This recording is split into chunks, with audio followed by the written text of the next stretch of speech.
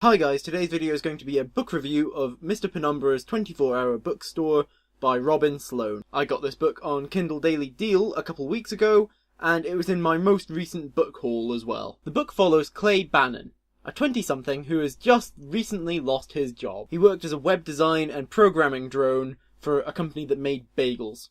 It was a nice, cushy job, but the company went under. For now, Clay looks for jobs where he can and lives off his savings. One day, Clay comes across a small bookshop called Mr Penumbra's 24-Hour Bookstore in what seems to be the red light district of the city he lives in, San Francisco. The shop has a help wanted sign in the window, and Clay goes in to find out about applying, and is immediately accepted when he talks with Mr Penumbra about his favourite book series, The Dragon Song Chronicles by Clark Moffat. Clay starts working for Mr Penumbra as a night clerk, and starts noticing some strange patterns in customers who only borrow from a specific section of the shop that seems to be a lending library rather than a proper bookshop. Clay starts to create a program that will track these patterns and display them graphically on his laptop, and is helped in that by Cat Potent, a Google employee who he meets while working on his program at work, and who gets him access to an optical character recognition machine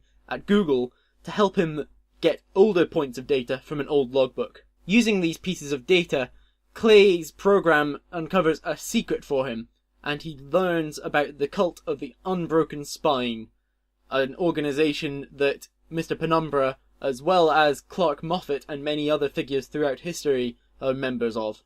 Clay learns about the history of the Unbroken Spine, and that it was founded by one of the first men to own a print house, and that they hold an encoded secret that seems to be the secret to eternal life, which they have been trying to decrypt since they were founded. He embarks upon this effort himself, using more modern techniques such as Cat's Google contacts. Penumbra approves and encourages Clay in his efforts, while the leaders of the Unbroken Spine disapprove of using methods that their founder would not have used. It all ends up coming to a head as Google attempts to decrypt the message. I absolutely loved this book. It was one of the few 5-star ratings on Goodreads that I have given. It had fantastic aspects such as the contrast between new and old world technology, youth and advanced age, quests, inspiration, determination and geekery, and books. It was practically the perfect book for me. I particularly liked that while the book seemed to take the side of new technology in the contrast between new and old technology, it didn't actually take one side properly in the conclusion. Both methods had their own uses, and neither was able to accomplish on their own the end goal.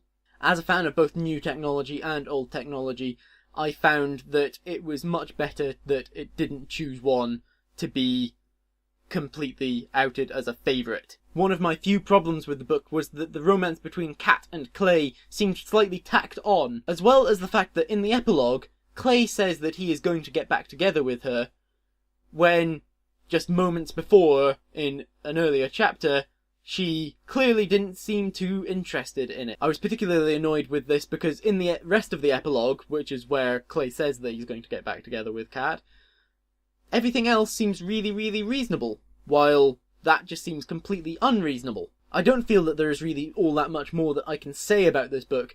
I just loved it so much that I can't quite put everything into words. I really am going to recommend it, however, very highly to anyone who likes reading, technology, and just other geekery. It's really, really good. Obviously, the comment question for today is going to be, what did you think, or do you think, of this book? Tell me in the comments, because I really, really loved it and I want to talk about it, even if I can't put everything into words. I hope you remember to like and share this video, and subscribe to my channel if you would like. Click on the thumbnails above to see other videos by me, including my first VEDO video, and a book review of The Manifesto on How to Be Interesting by Holly Bourne. Bye!